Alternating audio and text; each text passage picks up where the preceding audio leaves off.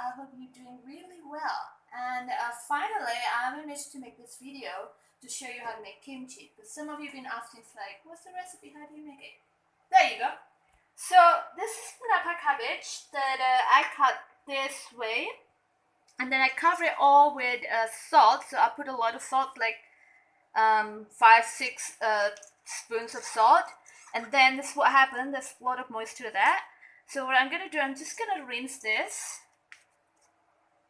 quickly.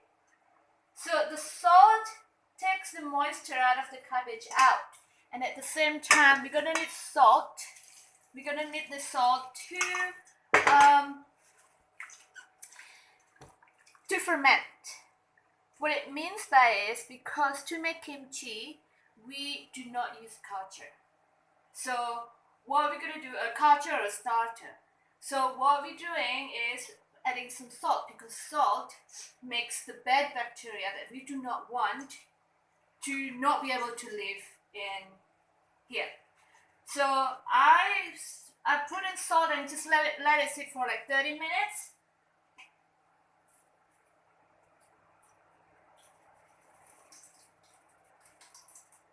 And then what happened was, so at the beginning, when I didn't put it in salt, this is what happened. So when you bend it, it just snapped right away. So what you want to do to know when it's ready, when you do it like this, it's soft enough, so it doesn't snap like that. So that means that's ready.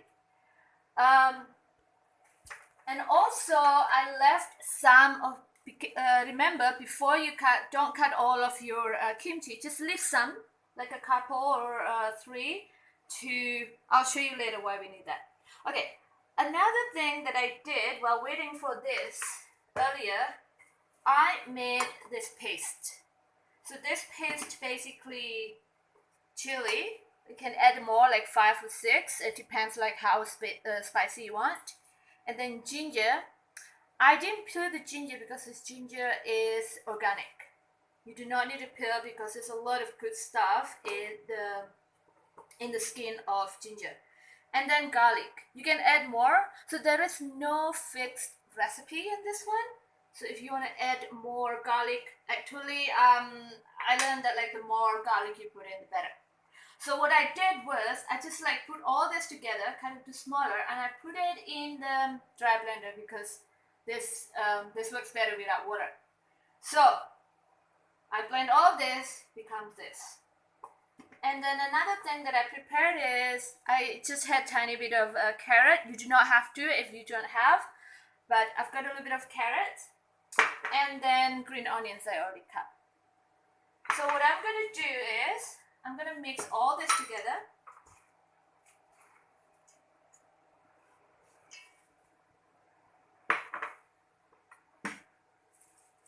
Green onion.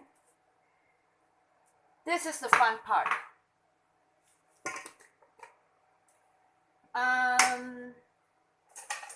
Maybe you don't want to get your hands burned, then you don't wanna use your hands, so you can use gloves if you want, but I don't mind at all. So what I'm gonna do, I'm just gonna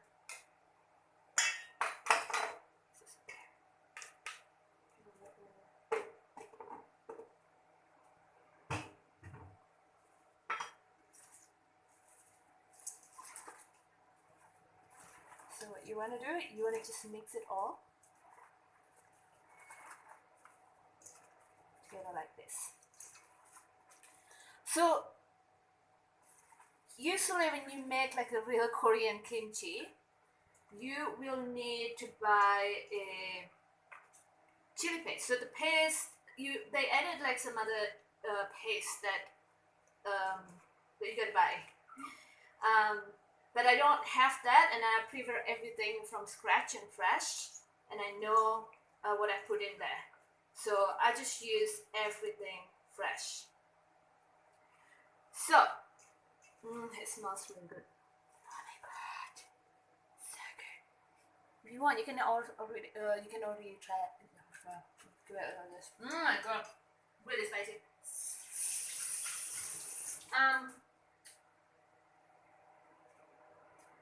The next thing is I've got already my jar ready.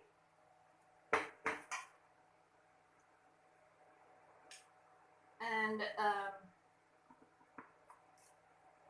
just put it in the jar like this. And you want to press it down. See, you see a lot of moisture still coming out.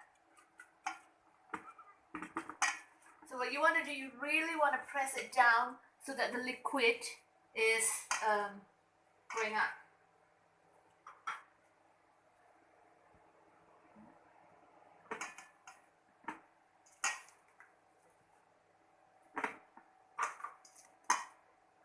Oof, I can feel my hand is burning already. Because I put actually this one a lot of chili. I used a smaller chili because it's spicier. Because I love spicy food.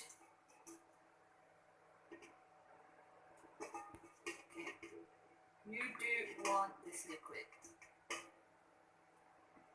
Okay, again, I'm gonna press it down. See, there's a lot of liquid in there. You want this liquid, and you do not want any vegetables sticking out. Yeah, you want the vegetables submerged in the liquid. So that's why now you see why I prepared this. So if there's any vegetables sticking out, this will be the vegetables. Okay.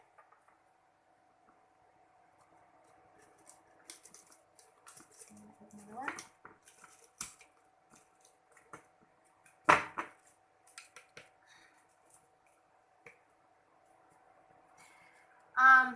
One thing that I really need to have is actually fermentation whey, but it's not possible to get it here in Indonesia.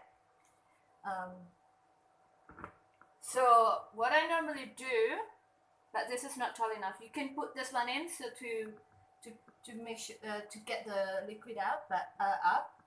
But I think this will be okay. Alright.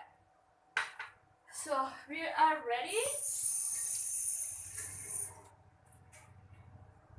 What you want to do, you want to cover this. So this is a fermentation lid.